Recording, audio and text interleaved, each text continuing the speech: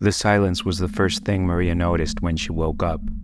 No whirring of the refrigerator, no hum of electronics, no distant traffic, just the sound of her own breathing in the darkness. She reached for her phone on the nightstand, but the screen remained black despite her frantic button pressing. The power must be out, she thought, though she couldn't remember any storms in the forecast.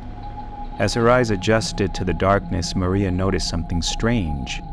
The digital clock that usually cast a soft red glow on her ceiling was dead too, and her battery-operated watch had stopped at 3:33 a.m. The quiet was becoming oppressive now, pressing against her eardrums like cotton wool. She could hear her heartbeat, too loud in the stillness. Maria slipped out of bed, her bare feet hitting the cold hardwood floor. She needed to check on her kids. The hallway seemed longer than usual, the darkness thicker. Her son's room was first. "Tommy?" she whispered, pushing open the door. The bed was empty, sheets undisturbed. Her daughter's room was the same, Katie's favorite stuffed bear sitting alone on a perfectly made bed. Maria's breath caught in her throat. They had gone to sleep last night, hadn't they? She remembered tucking them in, kissing them on their foreheads. Or had that been the night before? As panic began to set in, she noticed something else. No sounds came from outside. No crickets, no distant dogs barking, no wind in the trees. The world beyond her window was as silent and dark as a tomb.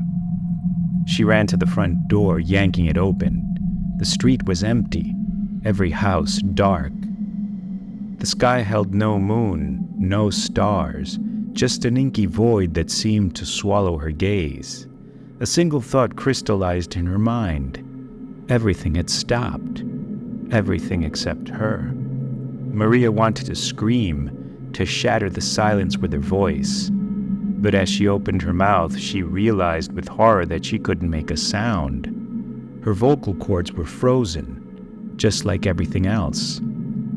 As she stood in her doorway, a lone figure in a dead world, Maria finally understood. The silence wasn't the absence of sound. It was the sound of the universe holding its breath, waiting for whatever came next. And in that moment, she heard it. A soft scraping noise behind her, like something being dragged across the floor. Something that, unlike everything else, was very much alive. Maria turned around, tears streaming down her face. At last, it was no longer quiet.